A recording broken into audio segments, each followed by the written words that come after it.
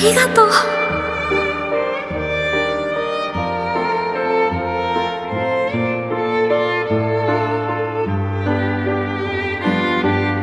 教えてあげる。デンジ君の知らないこと、できないこと、私が全部教えてあげる。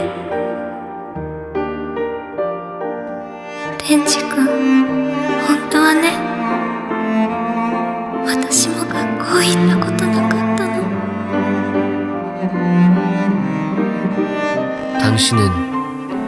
당신을 유일하게 이해하던 그 사람을 아직도 기억하고 있나요? 흑백으로 점칠된 세상 속에서 당신만의 색을 밝혀주던 유일한 구원자. 여기 한 소녀가 있습니다. 소녀는 고아입니다. 한 번도 학교를 가보지 못했습니다. 버려진 인생, 그 누구에게도 이해받지 못했습니다.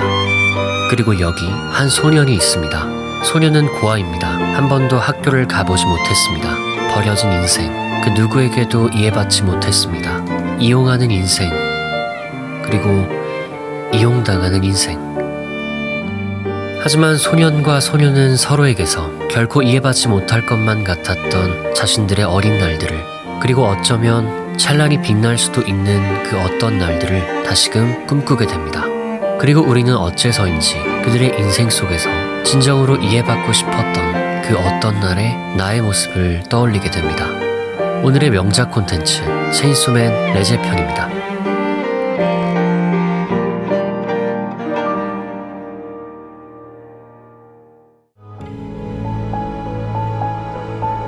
레제의 죽음이 슬픈 것은 단순히 레제가 이쁘고 덴지와 같은 아픈 사연을 가졌고 전국의 덴지를 선택했지만 결국은 안타까운 죽음을 맞이했다는 그런 절절한 스토리 라인 때문만 아닙니다. 한국 사회는 기본적으로 이해하지 않는 사회, 그래서 이해받지 못하는 사회입니다. 때문에 필연적으로 모두가 서로의 이방인이 되어버린 차가운 사회를 우리는 살아가죠. 그래서 나와는 다른 삶의 방식 혹은 비효율적인 삶의 방식을 경계하며 누군가의 삶을 나만의 기준으로 재단하는 것은 이제는 그렇게 이상한 일도 아닙니다. 때문에 이 사회에서 누군가에게 나 자신으로 온전히 이해받는다는 것은 그 자체로 쉽지 않은 일이기에 희극. 하지만 사회라는 시스템 안에서는 결국 이뤄질 수 없기에 비극입니다. 레제는 극중 유일하게 체인소의 심장, 곧 덴지가 가진 거칠의 모습이 아닌 덴지의 심장을 진심으로 사랑해준 인물입니다. 반대로 마키마는 지배의 상징, 곧 사회라는 거대한 시스템을 운유합니다. 그녀의 지배 아래 사회는 굴러가고 있고 체인소의 심장이라는 그 쓸만한 물건을 가진 덴지를 마키마는 아껴주며 인정해주고 이용합니다. 쓸만해야 사랑받을 수 있다. 사회라는 시스템 안에서 일개 개인이 어떤 기준으로 평가받는지를 여실히 보여주는 대목이죠. 그리고 정확히 이 대목에서 저와 여러분은 레제의 죽음을 목도하며 크나큰 상실감과 공허함을 느낍니다. 그럼 덴지는 누구에게 이해받아야 하지? 당신은 그간 끊임없이 사회가 정해놓은 기준에 맞춰 자신을 쓸만해 보이도록, 그나마 빛나 보이도록 체인소의 심장을 가지려 온 힘을 다해 발버둥 쳐왔습니다. 하지만 당신은 애초에 체인소의 심장을 가지고 싶은 적이 없었습니다. 체인소의 심장이 없어도 강력한 힘과 명예, 사회적으로 우러러볼 수 있는 지위, 풍족하게 살아갈 수 있는 물질적 풍요가 없어도 당신의 심장을 사랑해줄 그 어떤 날의 레제를 당신은 꽤 오랫동안 기다려왔기 때문입니다.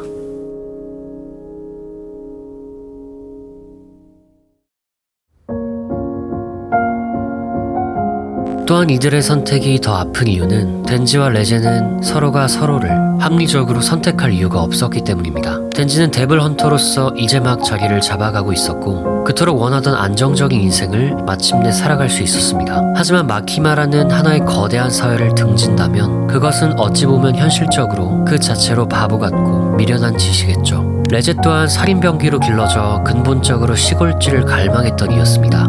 이무 속에서 생사를 오가며 도시지로 지냈던 시절을 끝내고 안정적인 시골지로서 남은 인생을 보내고 싶어 했죠. 또한 마키마가 덴지를 지배한다는 것을 알게 된 시점에서 덴지와 함께 도망간다면 자신의 정체가 언젠가 특정될 수 있고 죽음에도 이를 수 있다는 부담을 느끼게 된 시점에서 레제는 주어진 시골지의 인생을 포기하고 굳이 덴지가 있는 그 카페로 갈 이유가 없었습니다. 그럼에도 덴지와 레제는 기나긴 싸움 끝에 서로가 서로를 이해할 수 있는 유일한 이해자라고 믿었기에 서로를 향한 조금은 비합리적인 선택을 강행합니다. 그리고 어찌 보면 당연한 결말. 사회를 지배하는 마키마의 손바닥 아래 그들은 결국 만나지 못했습니다.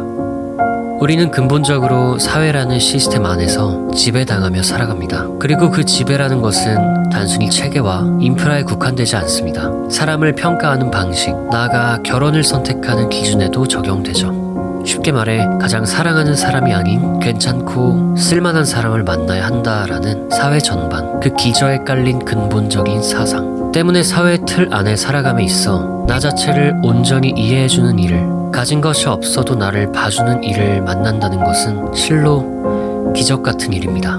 그래서 덴지와 레제의 사랑은 아무것도 모르기에 그 자체로 순수한 사랑, 그렇기에 가장 아름다운 사랑, 그래서 참으로 부러운 사랑의 형태입니다. 때문에 어찌 보면 처음부터 예정되어 있던 그 씁쓸하고 공허한 지극히 현실적인 이별의 이유가 극을 보는 이들에게 더 큰 상실감을 안겨줍니다. 그래서 덴지의 입장에서 극을 보는 관객들은 레제만이 유일하게 덴지를 이해한다는 사실을 알게 되었을 때, 그리고 마키마라는 어찌 보면 사회를 대변하는 상징에 의해 레제가 제거되었을 때 무력감을, 상실감을, 그리고 언젠가 당신이 느꼈던 그 쓰라린 공허함을 다시금 품게 됩니다. 그리고 이내 한 생각에 이르게 되죠. 덴지도 언젠가는 이해받기를, 그리고 나도 언젠가는 나를 온전히 이해해주는 이를 만나게 되기를.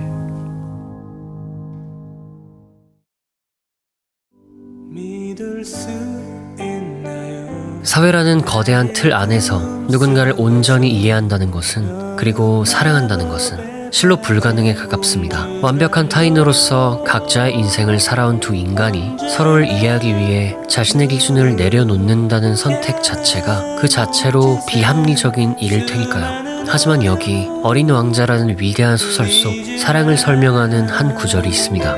내게 준 그 장미가 그토록 소중해진 건 내가 그 장미를 위해 소비한 시간들 때문이야. 사실 경제학의 논리에서 장미를 선물하는 일은 어떠한 효용 가치도 발생시키지 않는 그 자체로 낭비가 되는 행위입니다. 하지만 역설적으로 그 비효율적인 낭비가 어떤 장미를 선택할지 고민하고, 어떤 모양으로 선물할지 생각하고, 어떤 말로 나의 진심을 전할지 고민했던 그 시간들이 비로소 사랑을 완성시킵니다. 장미를 받는 이가 느낄 따스함은, 장미를 고른 이가 고민한 시간들은 합리적이고 생산적인 결과를 도출하지 않습니다.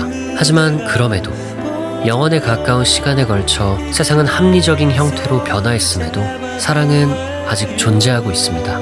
어쩌면 가장 비합리적인 형태로 말이죠. 그래서 사랑은 효율을 따지지 않습니다. 그렇기에 사랑은 비합리적입니다.